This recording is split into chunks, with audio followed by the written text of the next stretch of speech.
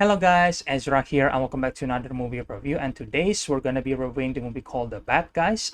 This is basically an adaptation for The Bad Guys book by Aaron Blabby, and it was directed by Pierre Parafal. And I'm reviewing this movie for preparing for The Bad Guys 2, which is going to be releasing on next Friday, which I cannot wait. But yeah, The Bad Guys, I really love this movie because I love the characters, I love the animation, I love the action sequence as well. So this movie basically took place in Los Angeles, where in this world humans and anthropomorphic animal basically coexist together, which is like an interesting world here. And there's also like a normal animal that doesn't talk.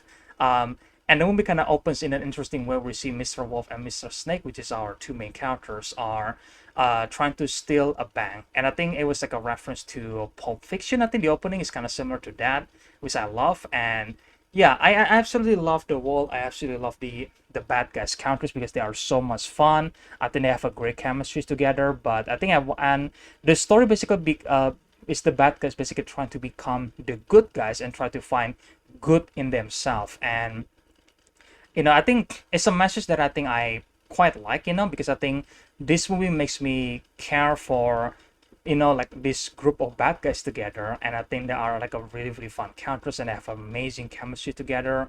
And they're all trying to steal, I think, basically to steal this Golden Dolphin Award because they were basically provoked by the governor of LA, which is Diane Foxington, played by Zaziebeetz.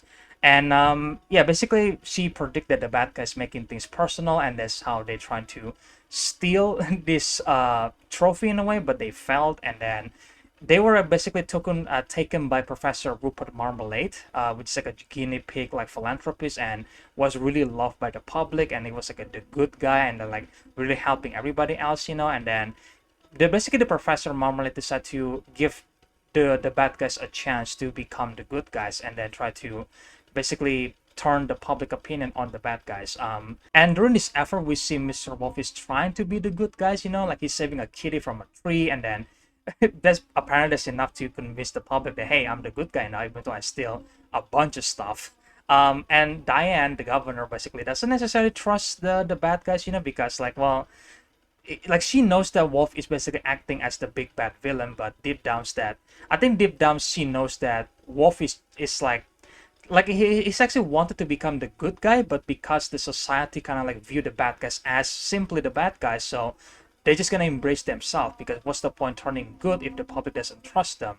But Diane keeps like convincing Wolf that, hey, you can be the good guy, you can be better, and this basically convinced Mr. Wolf to be better at them, at himself. And basically at the Marmalade Charity Gala, the game basically execute another heist to steal the trophy award because they failed to steal it in the first place. And then we have this amazing musical sequence in the movie itself, with Mr. Wolf is dancing with Diane, and I think Wolf and Diane might having a romantic relationship in a way, and they're kind of like falling for each other. But it was revealed that the guinea pig, Professor Marmalade, basically framed the bad guys, and the public thinks that the trophy was stolen by the bad guys, and the bad guys was taken to prison. But before Mr. Wolf decided to give Diane the location to return everything that they stolen together. And then in the prison, I think this is one of the great scenes in the movie, which I love, which is we see Mr. Wolf and Mr. Snake having a conversation, because I think the rest of the bad guys group are okay, they're fun. Mr. Piranha is fun, Mr. Shark and Mrs. Tarantula was fun. But I think Mr. Wolf and Mr. Snake is the one that has the most relationship in the movie. And I absolutely love the conversation that they had, because they are best friends. But Wolf basically admit that he's actually feeling good, he wants to do good. But Snake was like, I cannot believe you do this, man. Like, it feels like he's like, again, Snake feels betrayed by his best friend because he trusts Wolf, and then Wolf suddenly became the good guy, and he doesn't like that. And that's why I think these two are like I would say the most prominent moment of the bad guys group, because the rest of the bad guys group are just okay. They're fun to have there, and they have a good chemistry, sure. But I think Mr. Wolf and Mr. Snake is like the one relationship that I really care about, because you can feel that these are two best friends bickering at one another, and I think it's absolutely fantastic. But in this prison, we see an amazing action sequence because we see this legendary thief, I think, called the Crimson Paw. And the movie kind of mentioned the Crimson Paw like a bit in the beginning, which I kind of wish the movie kind of mentioned the Crimson Paw like later on in the movie as well, because when they first revealed who the Crimson Paw was, I was actually like, oh yeah, the Crimson Paw. Like, did you mention it? Like, oh, never mind, you did mention it in the beginning. I kind of forget about the Crimson Paw like existing in the background. But it was revealed that this legendary thief was actually Diane Foxington herself. That she is the Crimson Paw. Like, she never get caught, she never get identified, and then she's still like too jewel or something like that. And she basically decided to save the bad guys. And my God, guys, the action sequence with Diane here, or the Crimson Paw, is absolutely amazing because she's fighting a bunch of prison guard. And it was like, yeah, sometimes it's funny, sometimes it's just like, wow, the animation is really, really stylistic. And I think some part was like one shot, which I absolutely love that. It's amazing. But again, Diane basically saved the bad guys here, and Wolf and Snake and the rest of the bad guys decide to part ways, because Wolf is trying to be with Diane and try to stop like the bad guy here, Marmalade, and then Snake obviously and the rest of the bad guys feel, betrayed by Wolf, because they all look up to Wolf. They are their leader, and then Wolf becomes the good guy, which is not, which again, they're not, they don't want to become the good guys because of like how society treats them. Because society always convinced that, oh, like Snake, Shark, and then like Piranha and Tarantula, basically they've always been the bad guys and nothing will change. And that's why they decided to like, you know what, we're just gonna be ourselves, because what's the point for changing? Which is sad, if you think about it. And yeah, but you know what, it leads to a fun scene between Wolf and Diane, which I think the chemistry between the two of them are absolutely amazing. Diane decided to introduce Wolf to her lair, and then she has like a bunch of gadgets in the wall, which is really, really cool. And I like it that these two, I think Wolf and Diane has a romantic relationship in a way, or I guess like it was implied in the first movie. And then in the second movie, I remember watching the teaser, and there is like a scene between Wolf and Diane. It was on YouTube, because you can check it out. Where the two of them almost kiss in that clip, So I think in the second movie they're going to further develop their relationship, becoming romantic in a way, which I'm glad, because the chemistry between Wolf and Diane in the first movie are absolutely amazing. When they dance, which has a good musical background there, which is called The Good Guy, I think. And Mr. Piranha is like singing them. It was really, really fun. And then we see Wolf and Diane kind of like dancing together. They have like great dancing moments. It was cute. I like that. But Wolf and Diane decided to stop Marmalade, but sadly Marmalade was one step ahead of them, or I guess like Wolf is being a dumbass there for a moment. Basically they got captured, and then we see the bad guys basically come to their rescue, because it was revealed that Snake and the rest of the bad guys basically revealed that, oh, wait a second, like we actually want them to do good here, because when they did something good, their tail basically like wagging around, basically they're happy deep down inside. Same thing with Snake, because for the first time Snake was actually able to share his food with Mr. Shark, because like if you see like the first scene in the movie, Mr. Shark is trying to get the candy from Mr. Snake, I think, or I guess like the popsicle from Mr. Snake, and the Snake was just like, like not giving him any of that. And then in this scene right here, we see some development for Snake character, where he just give the popsicle to Shark to calm him down, because, well, my friend is sad, so I'm trying to be better for him. And it becomes this counter development for all of them, and then that's why Shark, Tarantula, and Piranha decide to save Wolf and Diane, except for Mr. Snake, because apparently he joined Marmalade. Which after they free, this led to an amazing chase sequence between like Marmalade and like the control like animal here, because Marmalade's plan is basically to steal the charity money, which is like $1 billion, and then he was able to control a bunch of guinea pig swarm, and then because he has like a meteor or something like that, and that meteor was apparently used as a device to control this many guinea pig, which I think that's interesting. There's a bunch of guinea pig. There was just a guinea pig, a normal guinea pig, and then you have Professor Marmalade, which is like was able to talk and acting like a human. Like, okay, that's interesting. I wonder if they're gonna explain why that is in the second movie, or they're just gonna leave it alone. I don't know. But either way, they try to stop this swarm of guinea pig, and then we see this cool moment where Diane basically and Miss Tarantula teaming up, which is pretty cool.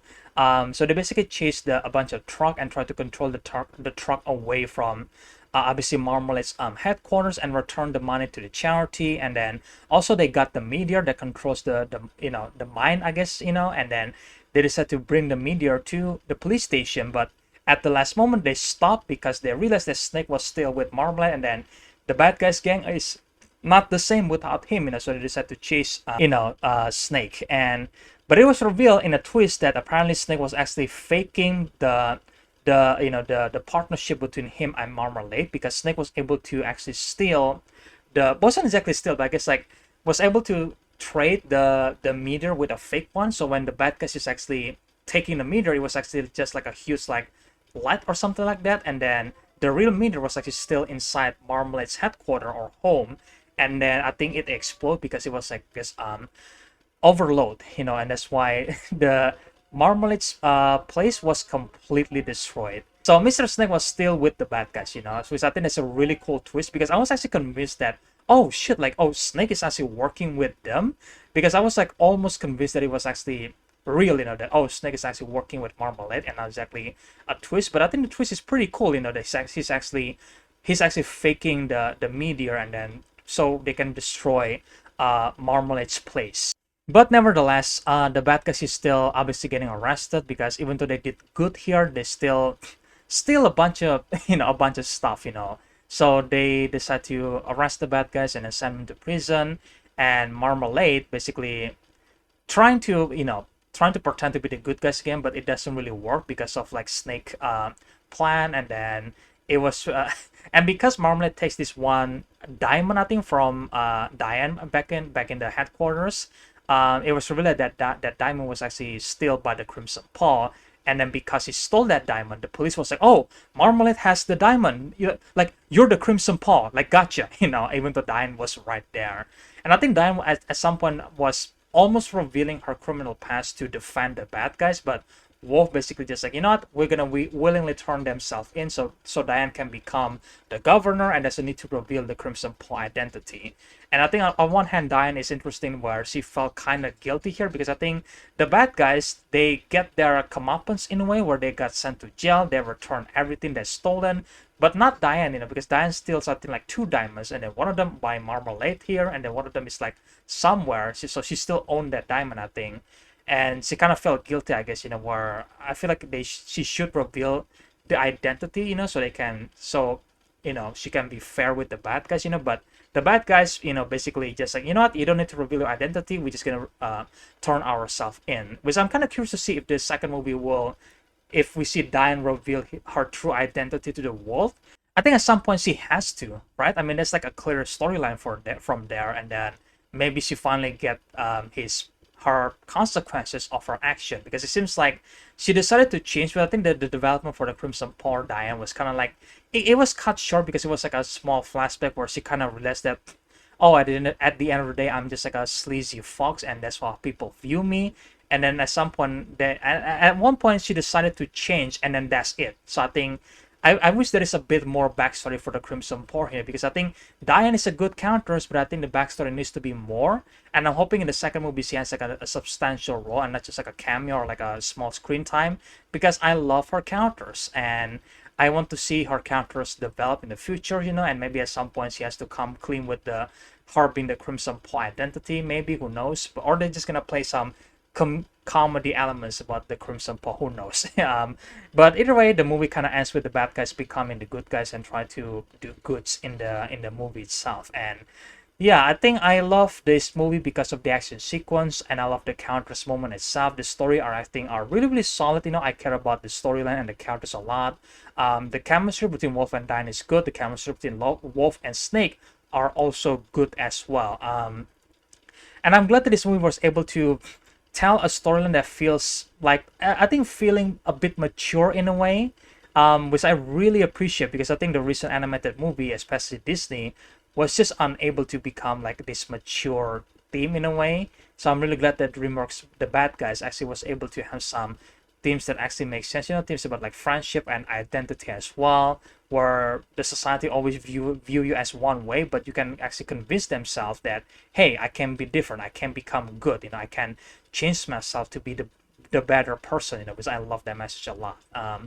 But yeah, guys, I love the bad guys. I think I'm looking forward to see the second movie. I hoping the second movie will be better than the first one, but I guess we'll see because the second movie has the bad girls, which is gonna be, I'm assuming, the main villain of the second movie. So who knows? But either way, guys, that's my review for the bad guys. And let me know, guys, in the comment section below, what do you guys think about this movie right here? What is your favorite action sequence in the movie? Who is your favorite characters in the movie? And if you guys enjoyed this video, then make sure to, guys, leave a like, comment, subscribe, share the videos, digital stuff, and stay tuned for more videos in the future. And again, stay tuned for the Bad Guys 2 movie reviews on Friday. And again, hope you guys enjoyed this movie review, and I will see you guys in the next one then. Bye.